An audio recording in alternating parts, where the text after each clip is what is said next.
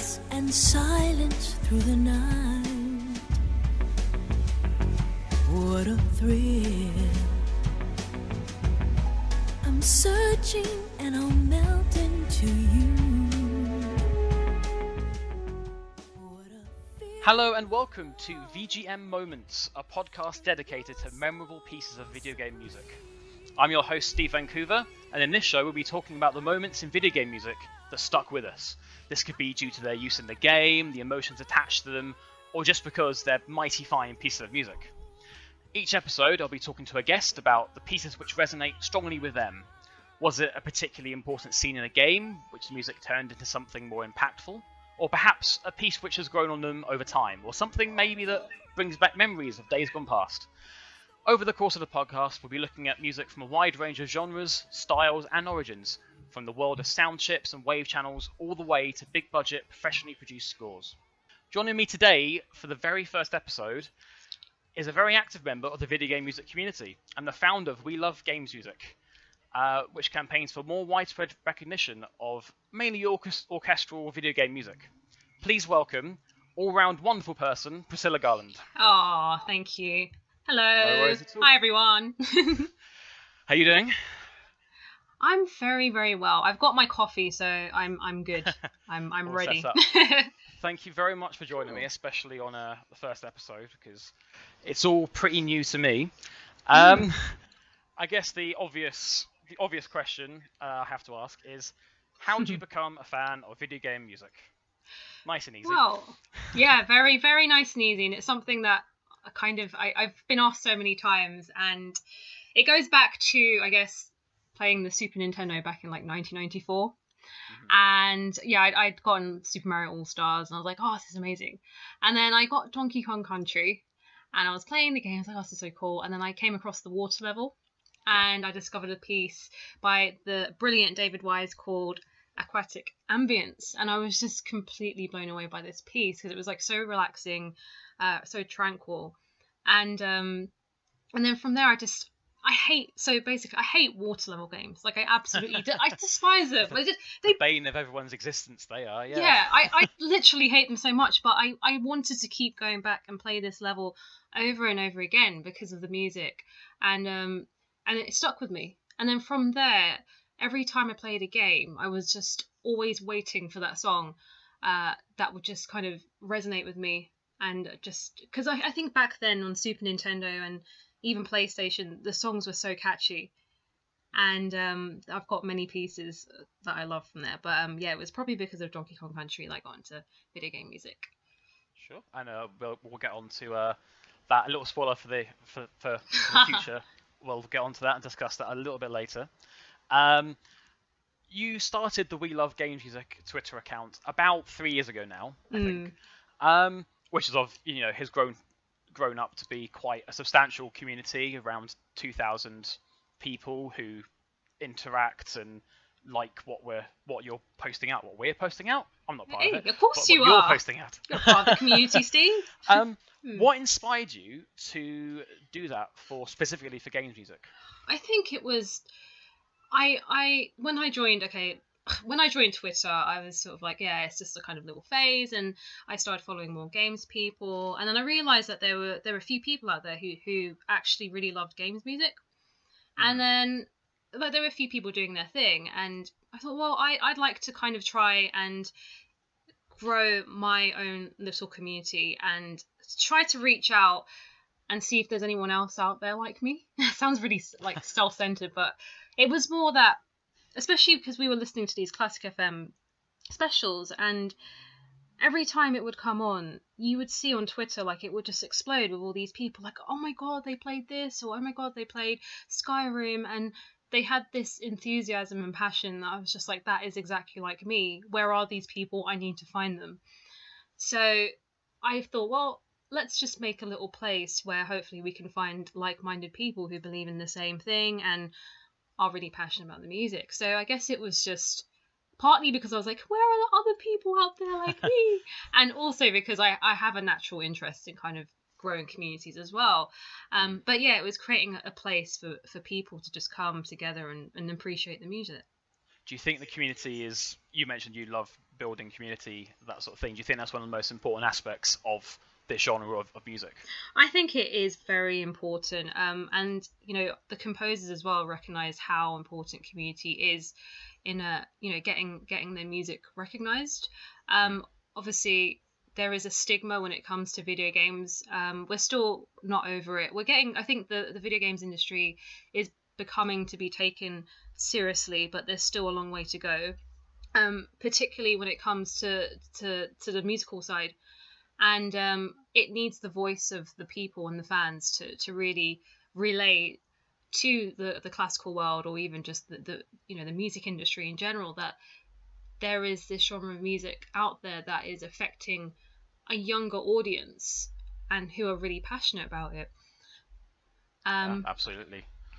So, sorry, I've forgotten the question that you asked me now.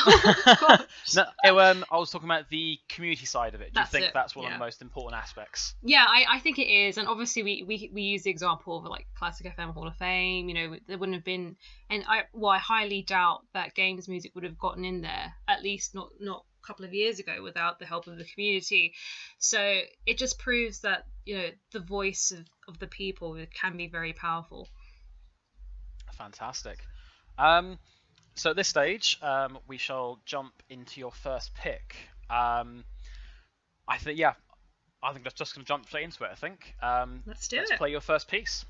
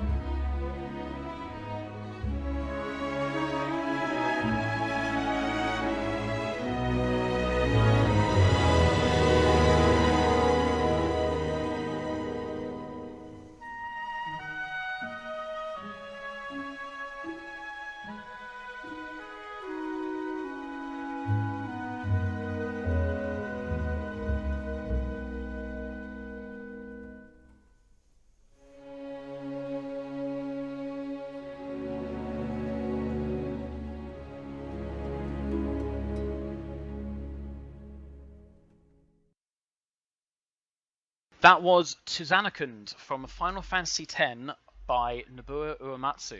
Priscilla, can you tell me why this is your first VGM moment? Okay, this is a really strange one, and I know that you were saying how you like to explore pieces based on people playing the game. I didn't actually play Final Fantasy X, so I'm a really bad example of this. But I guess. Okay, right, I can't believe I'm revealing this. So I used to have LimeWire, and I used to be one of those people that you may have possibly got music from LimeWire, and I discovered. Maybe I'm gonna call the feds right now. Sorry. Oh damn. So I discovered Xenakund, just the piano piece, so not the orchestral, and I heard ding ding ding ding ding ding ding. I sung that really bad, but I heard those piano notes, and I was like, oh my god, what is this? Like, this is, oof. It sent something down my spine, and and then from there, like the rise of YouTube in like around 2007-8, I decided to see. Well, I searched Susannican because I was like, oh, I really like this piece, and then I discovered, I think it might have been the Japanese Symphony Orchestra did a orchestral cover of it, and I was just completely blown away. I like, to this day, I've watched that video so many times, and it still absolutely blows me away. So for me, it was something about the melodies that just really resonated. It just sounded so sad, so melancholic, but at the same time, like, equally beautiful. And to this day, I still don't know what part of the game that song is played. I don't know anything about it. That melody is mine, and it's not connected to any kind of imagery. And I was so tempted to buy the PS4 remake. And I was like, do I want to? Do I want to spoil this? So I haven't. I'm still kind of lingering on actually playing it, but yeah. So I've never actually played Final Fantasy X, but it's that piece of music just stayed with me. Do you know what? It's very interesting you say that, because I did a bit of research about the piece itself, and it wasn't actually written originally for Final Fantasy X. It was. I've got a quote here from Uematsu from an interview we did with Destructoid a few years ago. He said, "I actually didn't write that piece for Final Fantasy X. It was actually for a friend named Sio-san who plays flute. She asked me to compose a song for a recital. I made it, but later thought it was a bit too gloomy and decided to keep it for something later." And then it came into Final Fantasy X. So, well, there you go. That is actually quite interesting. Fun fact, guys. For those who don't know, it's actually used in the game throughout. It's using different themes like Movement in Green, Truth is Revealed, and the ending theme, as well as on its own, as its own piece, of course. Now, obviously, I've just mentioned the piece was written by for another reason, and you've mentioned you've liked it without playing the game. Do you think it's important for a piece to be specifically written for a game, or can pieces of music written for other purposes do the job just as well? I think we've already answered the question, but what do you think? I think there are. I think that. Sorry, I'm thinking, and I'm thinking too much. No worries. So I think there are some pieces of music that I feel like you don't need to play the game to appreciate them. So I'm trying to think of some examples. There are many I haven't had a chance to think of yet. But I know there are plenty of scores that I've listened to and I've not played the game, and I absolutely love them. There are games where I've enjoyed the game, but I've loved the score more. But then there are, I think Journey is the perfect example of a game where the composer has went and played it extensively, and then you can hear that the music is so intertwined with the gameplay. So there are different. I guess there's different levels. Like I don't want to limit it. Basically, I think you can enjoy a game without. I mean, you can enjoy a piece of VGM without playing the game. You may prefer VGM over the game, or you can hear that the VGM and the game is so intrinsically linked. My favorite kind is definitely the third. So Austin Wintory, he played Journey over and over again before while he was scoring it, and Gareth Coker as well. He played Ori and the Blind Forest over and over again while he was scoring it too. So you can you can just, when you play those games, you can tell that it has been analyzed and refined to the gameplay. And I think when a game is like that, it can be really powerful. Very synced up, very symbiosis. That's the word I was thinking of. Not Exactly. Synced, symbiosis. Do you have you played any Final Fantasy titles at all? Yeah, I have. So I'm a strange one. I've played a lot of the Super Nintendo ones, and obviously 7. Played a bit of 6. Haven't finished it, but mostly the old school ones. Are you a fan of Uematsu's work in general, or is it just this piece that specifically sticks out for you? Oh, I adore Uematsu. He's just, he's a legend. Absolute legend. Fantastic. What we'll do, we'll move on to the second piece. It's been hinted at what it might be. So we'll play a second piece and we'll dive straight into it.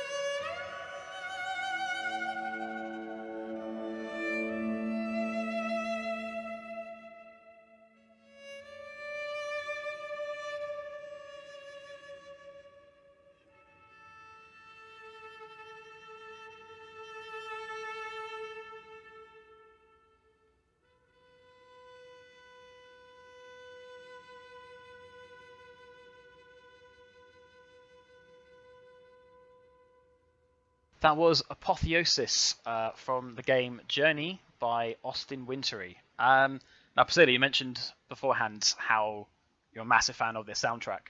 What specifically about this song makes it one of your picks for this list? Oh, Apotheosis. Where do I start? I guess my experience with this piece of music definitely interlinks with the actual game.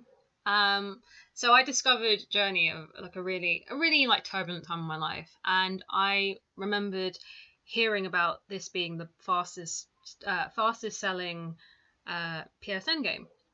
So I was like, oh, okay, well, let me just download it since I'm bored and it's 3 o'clock in the morning, and what else am I going to do in my life? And I downloaded it, and I don't want to spoil it for anyone who's not played it, but it's really special. It's a simple game that hits home with a lot of meaning. And with this piece, it's played towards the end of the game, and it just really hit home with the message that the game is trying to convey, which is that, you know, life is a journey and we all have our struggles, but if you keep persevering and you get to the end, you will experience this apotheosis, and you know, you will find your purpose and your meaning in life, and it will all be okay. And this music, to me, it really feels like that. It feels like it's someone saying it's going to be okay, you can do this.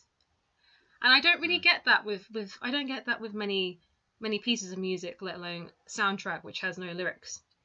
So for me, this piece is reassuring. It's brave. It's courageous. It's everything good in life that a lot of us, when we face hard times, I feel like you could find solace in this piece, and that's why it's really powerful for me. Okay. Yeah. I absolutely love this piece. You know, those strings and the Tina Guo on that cello. Oh yeah, she's a beast. Beautiful. Oh wow, she's a beast. She's beautiful. Best of both, right? Do you think you mentioned? I'm going back to this symbiosis thing. Does the piece of music have the same impact in isolation, away from the visuals, for this particular piece? Do you think? I think with the visuals, I think it complements the visuals. Lots of color, lots of like light. But away from the visuals, I certainly think it is just as effective.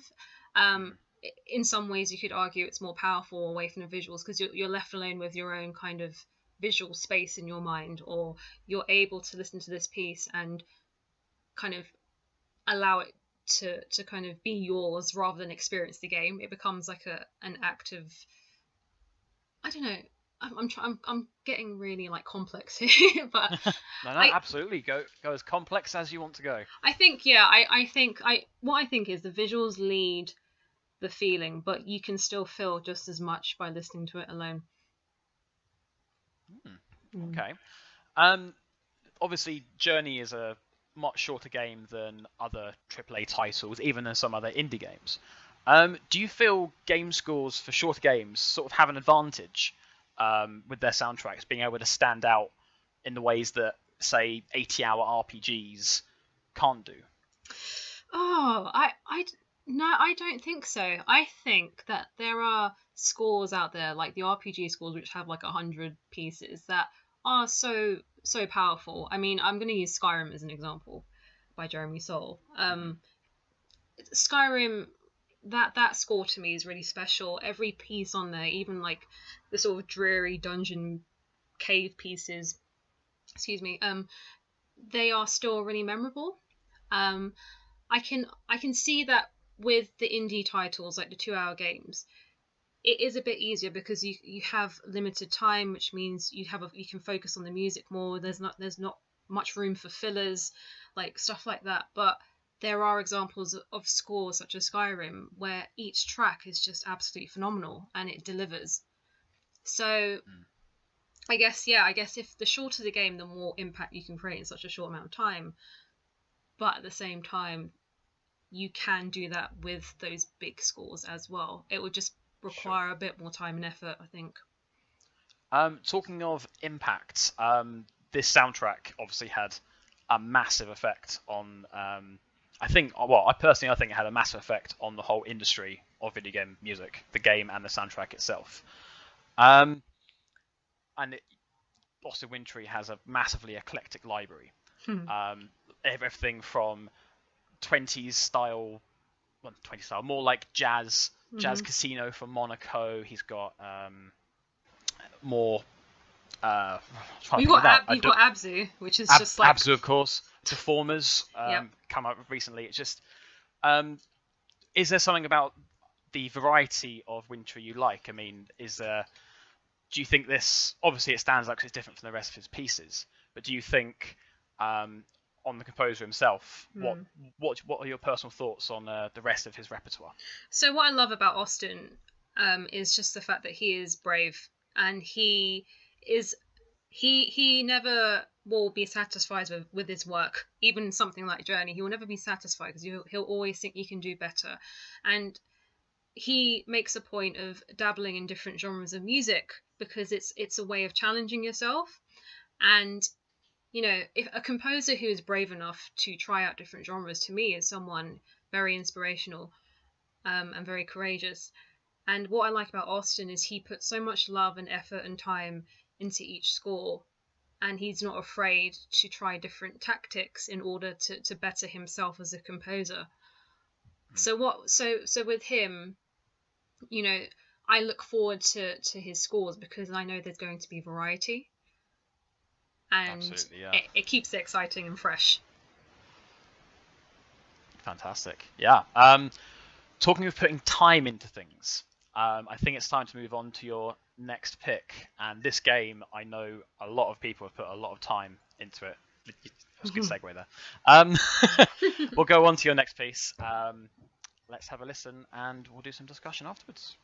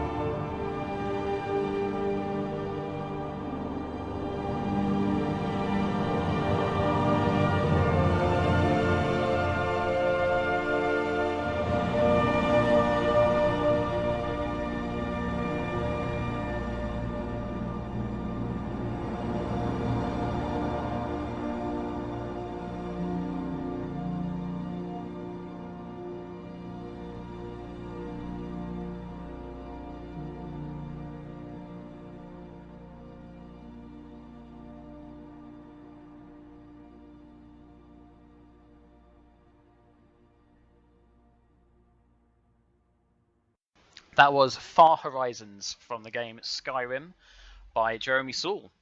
Tell me a little bit about Far Horizons. Oh my goodness, Far Horizons. I can remember this so vividly. So I just left Whiterun. Oh, I hope people have played Skyrim because okay, if you haven't played Skyrim, Whiterun is like the first town that you get into. It's like a safe zone. And so I just left Whiterun, done my bits, got a sword, whatever, and then I walked out into the plains of Skyrim, and it was just, I swear, it was just so beautiful. I was just like, why is this better than the real world? And God, the pixels are way better than outside. And so I was just walking around, like checking out a lake, trying to catch some salmon, whatever. And I was scaling these hills with rolling mountains in the background with the fir trees and the giants just casually looking after their treasure chests. And then Far Horizon kicked in. It was like, dee, dee, dee, dee, dee. And I was like, oh. And then, like, just with the scenery, I was walking around, this beautiful music was just playing. And I just felt a sense of, like, serenity, as cheesy as that sounds. It was like, the music to me, it feels quite not sad, but there's a sense of like reflection, or like you're remembering something. But then you've got those rising strings in the chorus, and it just becomes beautiful. And then before you know it, you're looking out and you're on top of a mountain in Skyrim, and you've got a dragon flying in the sky, and you've got the music, and it's, oh my god, it's giving me goosebumps right now just remembering it. You know, what I always found so impressive about Jeremy's work is that the vast majority of it is all synthetic. I know, it's crazy. I cannot understand how he's got such a good sample library. I honestly thought it was real. I thought it was live, and then it was just like, no, it's not. It's all synthetic. It's absolutely mad what you can do with technology now. Obviously, we had difficulty realizing it actually wasn't a live orchestra. Do you think the human touch, so the actual being played by performers element, matters so much in an age where sample libraries have the ability to sound nearly authentic in the right hands? For me, yes, but I think I'm quite in tune to. I mean, Skyrim was an exception because I didn't actually think it was live, but a lot of cases I can tell when it is not live and it's synthetic, and it does for me. The quality of an orchestra will always surpass synthetic. I can just hear it, like the violins or the kind of reverb. It's just, I think what it is orchestra there's something authentic and beautiful about using real instruments, but at the same time we're living in an age where you can use synthetic orchestras and make something amazing. So best of both, really. Everyone wins. Yeah, absolutely. Do you play much? Do you play many other Elder Scrolls games, or is Skyrim your go-to? Skyrim is my go-to. I didn't grow up with a PC, so I did miss out. So yeah, it was my first, but I would probably. I mean, I saw Morrowind was on sale, so I might give that a go. But I would. It's like, I love RPGs, and a big reason as to why I love RPGs is because of the music. I feel like the developers know that in order to kind of deliver on the immersive experience, they need to hire a composer who's able to convey and contribute to that immersive world. I guess it goes back to the variety aspect from Austin Winter. I mean, for composing for an RPG of that size, you've got to have such a wide range of ideas and skills to make it not sound the same. Exactly. And I think, I agree. I think Jeremy's done a fantastic job. I still can't believe it's not a live orchestra. I know, it's just like, you're lying to us, Jeremy. How does he do that? He's got like a little orchestra in his basement or something. I don't know. Yeah, he just tied up a guy on the trumpet just in his basement, saying, "You play this now." Exactly. Was it for sampling later? What about the other soundtracks in the Elder Scrolls world? I mean, do any of those hit the same notes for you as Skyrim? I think I like Oblivion. I like Oblivion. I love Morrowind's main theme. I think you've got like Dragonborn, you've got Yeah. Reign of the Septums, and I can't remember Morrowind's name, but you got those three main themes. My favourite is actually Morrowind. I really like the fact it sounds really sweet, the flutes, it's just a lovely piece.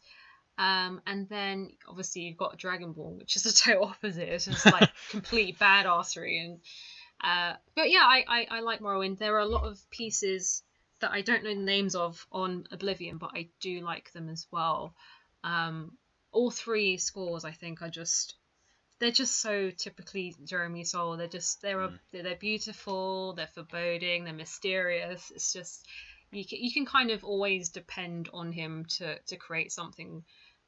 It's almost like you expect it to be beautiful, and I don't know if that's a good or a bad thing. No, I'm fascinated to hear what his symphony is going to sound like when that eventually comes around, because he's been working on that for a good 3-4 years now. So yeah, I really want to see how that works. That's the Northerner, isn't it? It is, yes. Yeah. Just waiting for our next Jeremy Soule fix, as always. We'll move on to your next game and your next piece of music. So we'll play this and we'll talk about it afterwards.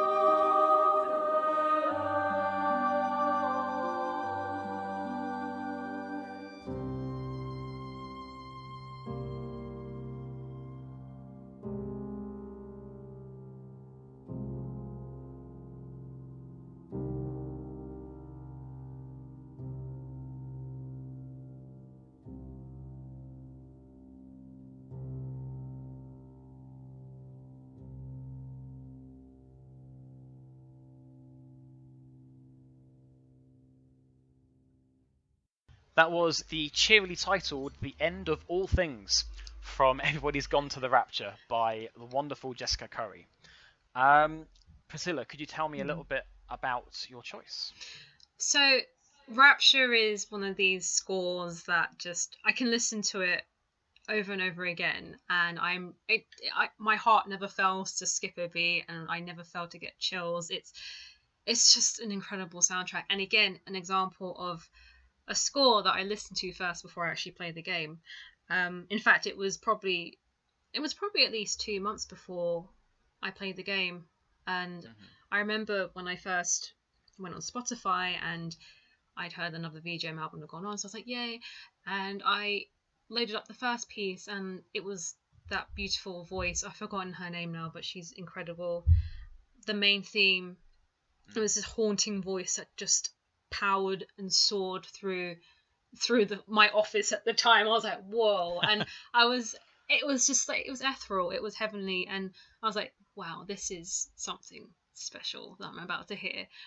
So then for The End of All Things, I feel like it encompasses everything that I love about that soundtrack. So it has elements of The Morning Tree, which is probably in my top 5 Rapture songs. So you've got the lyrics. The lyrics are absolutely beautiful. It's all about destruction. It's almost like this, the apocalypse has come and the rapture is coming, and this person is saying farewell to everything that they love and they're putting it to rest. It's almost like religious, and it's sort of the choir kicks in, and you can feel yourself floating. It's almost like you're floating to the heavens. Like it's very very very churchy, but very beautiful, very dark, and I just love those lyrics in that song. I remember I wrote them down one day, and I just read it over and over again, and yeah, it's just goosebumps again.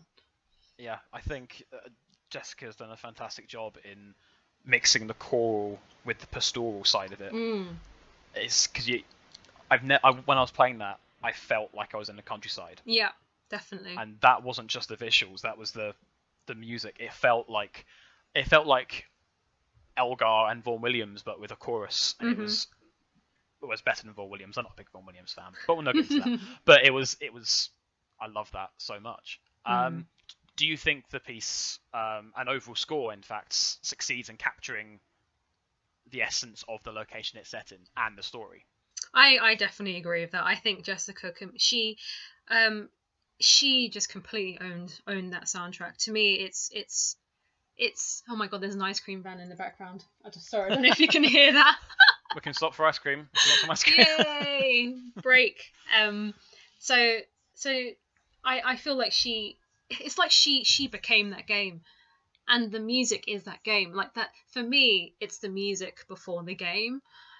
But both are so well done and well crafted, and the world is so believable.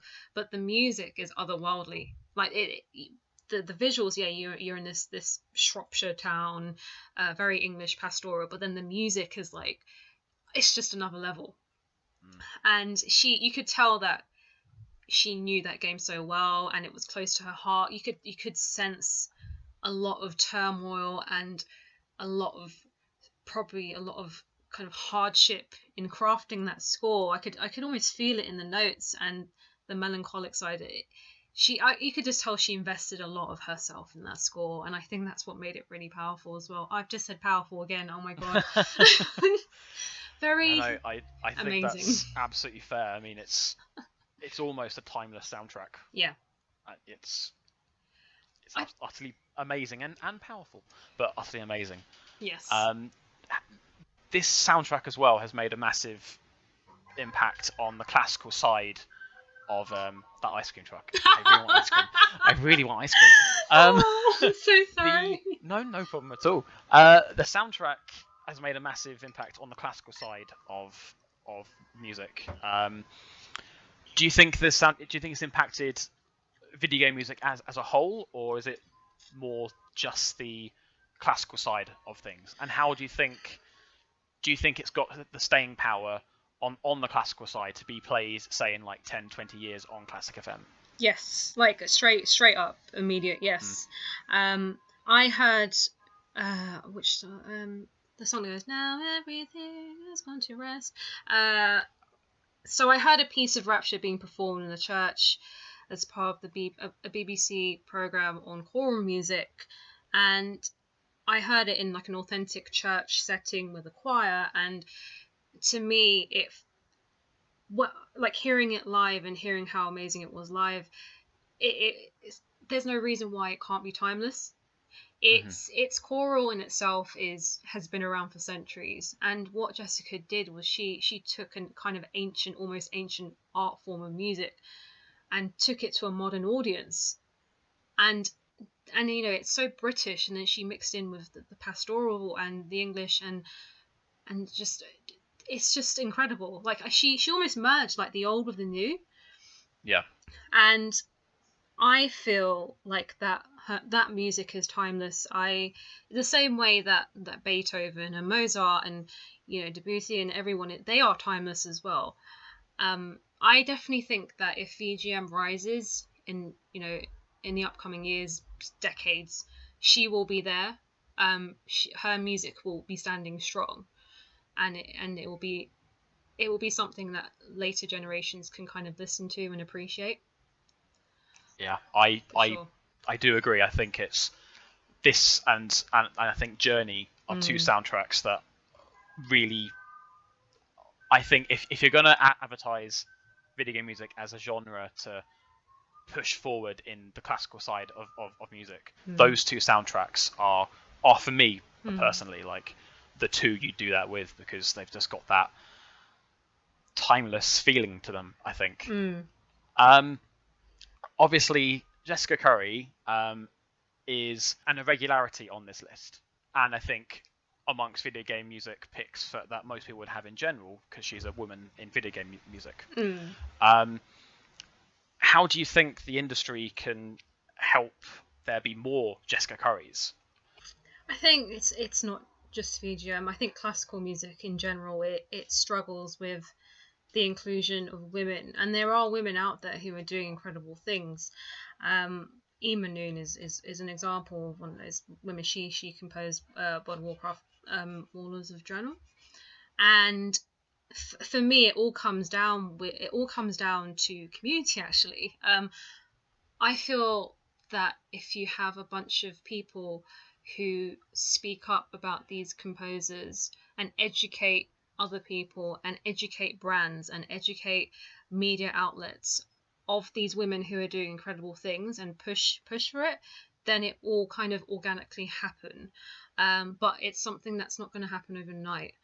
No, and that's why it's not at all. And it just starts with actually tackling the issue and being very explicit about it, because I feel like there's this, oh my god, there's, we can't talk about feminism, or we can't talk about this because of this, and it's just like, no, we're not asking for feminism or anything like that. It's just an appreciation for the fact that there are women out there who are also doing incredible things, but for some reason we are not out there yet. So let's work on bringing it out there, and bringing people together, women and men, who are just great at what they do, and showing that recognition. It's not a weakness to let a woman have recognition. Like, we're not gonna take over the world, like Beyonce says. Unfortunately, we're not gonna take over the world. And also there is this argument as well of women. It goes beyond objectification. Like, let women shine for themselves and not for their objectification. I don't know, I can't just, what I mean. Like, let's actually promote the right behaviors in women and recognize genuine achievements, especially in the games industry, actually, because this is an area of opportunity where, even though, like, it pains me to say that it is very much still a kind of male-dominated industry, and women don't really get not as much recognition, but it's getting there, and I'm seeing it change. But in terms of helping that, yeah, definitely, I think the games industry community need to speak up and continue speaking up. Women need to be brave and strong and unite together. Not in a militantly feminist way, but not like, yes, take over. Well, I wouldn't mind. It's like, I remember a few weeks ago on International Women's Day, there were two things on that day that really resonated with me. On I talk about Classic FM a lot. Obviously, it's sort of related to a lot of these pieces, but they had an International Women's Day section. Like, the entirety of a morning show was only female composers. And that was brilliant. Yeah. But they never play anything by female composers. Well, I say never. I ran a study on, like, a single show that they did, and they played like 7 pieces by female composers out of 2,000, and that's absolutely crazy, insanely bad. Yeah, because there are great, as you said, there are great women composers out there, and there was this wonderful Twitter thread by, I can't remember his name now. Someone was very confused about how the Zelda soundtrack was not written by a guy. But he listed out saying, actually, it's quite a common thing for Japanese. Most of your favorite Japanese pieces of music might have been written by a woman. And there's this list of fantastic, like the entire Capcom team, mostly women, and they did some fantastic music. So, yeah, I think you're absolutely right. There's wonderful music out there. It just needs to be played more. And with the industry, as it is, unfortunately, it is super male dominated still. As you said, there is progress, but it's very slow. Almost glacial sometimes. Exactly. I think, yeah, it just requires time energy, bravery, especially on like women's parts. Like I know what it's like to be in a room full of men, and you can tell that they almost not look down on you, but they question your professionalism and your choices, and you have to really assert yourself in places like that. And it does require brave. I hate to say it, but you have to be brave. You have to believe in what your vision and what your beliefs are, and also speak up about it. This stuff doesn't change unless you speak up, and you're courageous enough to really kind of chase after that change. But yeah, totally agree. Well, we can only hope that the situation does indeed improve. At this stage, though, we'll go on to your final piece of music, another which has been hinted at very gently, if you can remember all the way back to the introduction. And let's have a listen, and then we'll discuss this.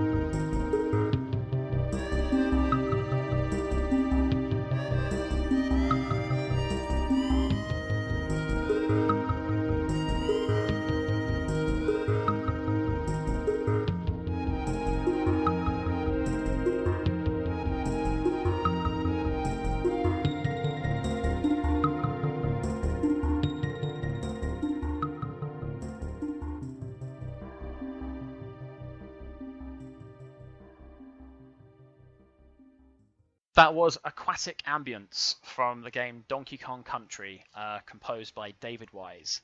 Now, Prescilla, you've mentioned your first experience with it back in the introduction. Is there anything more you'd like to say specifically about this piece? Or maybe, I don't know, let's take away that maybe section and let's say, is there anything else you'd like to say about this specific piece? I guess, yeah, what I said before, and just like I think the 90s and that generation of console was just so incredible for VGM. Like Street Fighter 2, Yoko Shimomura, oh my god, those themes are so iconic. And to the point where when they released Street Fighter 4 and they took her themes and they rearranged it, it was still so good.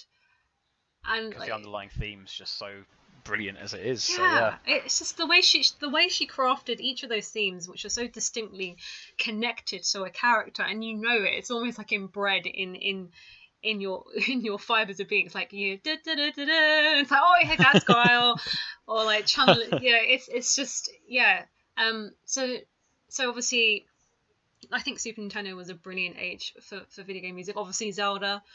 The Super Mario themes, like everyone loves Super Mario, but I really love Yoshi's Island. I'm obsessed with like Yoshi's Island soundtrack. There's one that is absolutely wonderful. I can agree with that. Yeah, and there was, I think there was one theme that I loved in Yoshi's Island, and that was the castle theme. It was like a dun dun dun. It's like a really kind of dark waltz for a kids game, and then you're a dinosaur with a baby on your back trying to save him from being kidnapped, and you've got this dark waltz going on. It's actually really dark now that I'm thinking about it. Trying to kidnap your baby and you're going through a dungeon. But I love that. I love the castle themes in Mario because they just tend to be really like gothic and dark, and Koji Kondo just never fails to amaze me. I can't think of another VGM composer that can create such catchy music like he does. Like they're such simple, but they're simple melodies, but you never get bored of them. You never tire of them somehow, and that's the work of a genius right there. Exactly. I mean, as Austin says to me, simplicity. Like there's so much beauty in simplicity. You don't have to overdo it. The most simple things in life can be absolutely like incredible. And I just have to go back to there's one song from Yoshi's Island and just the Super Nintendo generation that never fails. Honestly, it never fails to put a smile on my face. And I urge everyone out there who's listening to listen to this song if you ever feel down. And it's the athletic theme from Yoshi's Island. Do you know it? Oh, yes.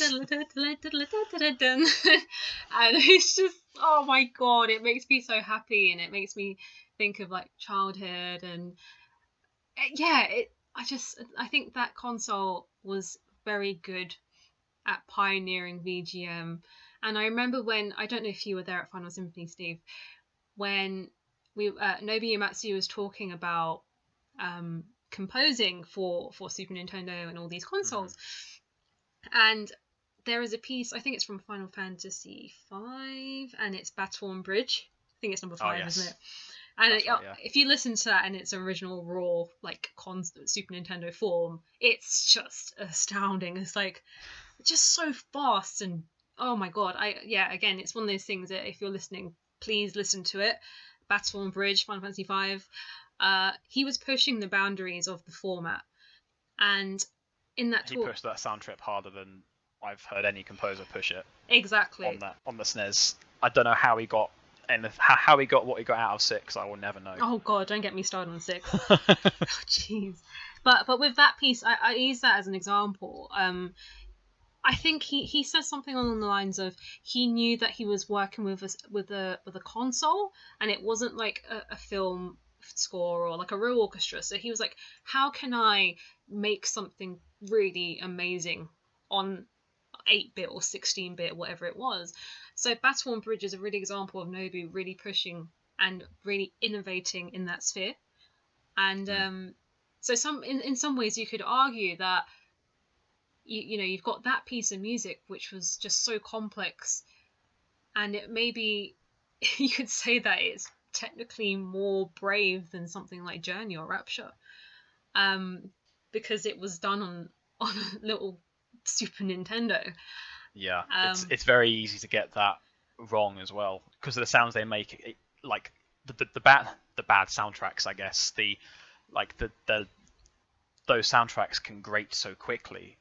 It's so impressive to be able to do that well because of the noises that can come out of those things. And there are some bad SNES soundtracks too. Oh yes, we know about those.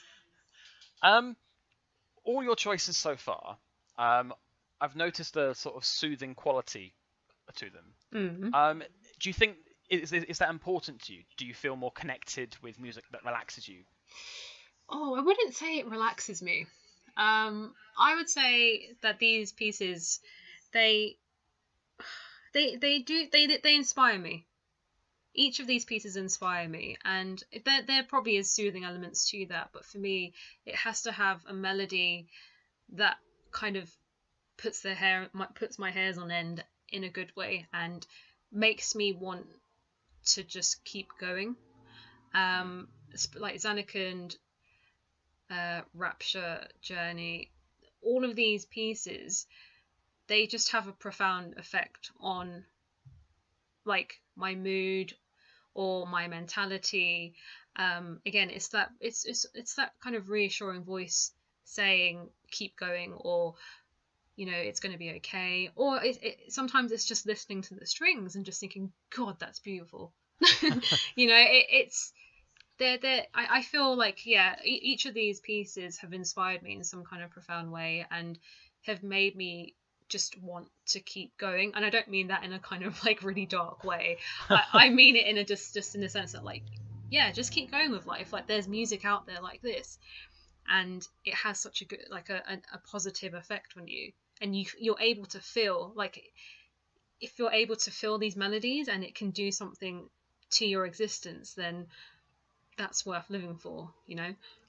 I guess this piece specifically relates back to a more literal keep going sense, and you're able to complete a water level without killing someone. Exactly. Which is very impressive. I owe David Wise that. I mean, my brother probably would have been killed by now if it wasn't for Aquatic Ambience. Are you a fan of David Wise's other works at all? His other work in a Donkey Kong series, or maybe any other games? Yeah. So I do like his works in general, because what David does is he's an innovator. And I was listening to the ukulele soundtrack recently, and he just brought that back. He just brought back like Donkey Kong so well, and he takes all these kind of like, jazzy elements, or like soothing elements, or just he takes all these kind of like genres and then turns it into his own kind of wacky but also very listenable music. And I just really his music makes me smile. And it just makes me smile, and I just some of it can be so funky and so like cheesy, but really fun, and just you can tell that they probably had a lot of fun doing it, like the guys from well, I don't know if they're still with Rare, but yeah, they just I like his music.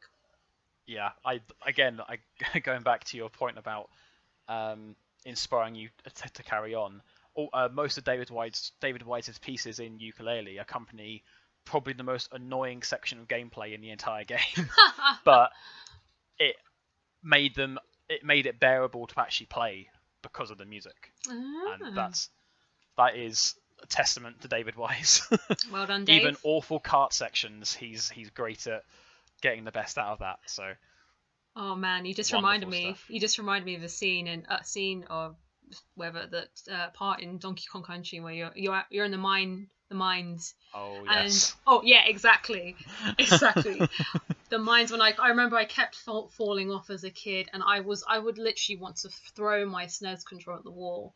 And but the music kept coming back. Yeah, the music was so catchy, so I couldn't stop. And then also in Donkey Kong, where you're up in the trees. Oh, what is it called? Something Treetops. Oh my god, I kept dying all the time, but the music was so funky and like jazzy. I couldn't help but not be that mad because the music was so good. Thank you very much, Prescilla. This has been absolutely fantastic talking about these wonderful pieces of music. And again, for the first show, thank you so much for coming on, because obviously not fully knowing what to expect. Thank you so much for coming on. One wonderful first guest. It's been an absolute pleasure. Anytime. And sorry if I waffled on, but I'm also not sorry, because it's worth it for the VGM. Wonderful talking about these things. Is there anything you'd like to plug at all? Twitter handles or anything? Yeah, if you want to follow me on Twitter, it's my personal is at outerheaven_x. But I would urge you, if you like VGM, to follow at We Love Game Music and speak to some awesome people. Myself and Rich, shout out Rich. Yeah, come along, join the community. We're a fun bunch. Thank you very much, Prescilla. We currently don't have a Twitter handle just yet because I'm being very lazy and haven't sorted something out. So for now, you can follow me at TangySphere on Twitter. As I said, the social stuff is still being sorted out for this, but when it does eventually get uploaded, if you do the whole like, subscribe, rating thing, and whatever platform you choose to listen to it, if indeed you did like what you actually heard. Thank you very much for listening, and hopefully you'll join me for the next time I have a guest on for VGM Moments.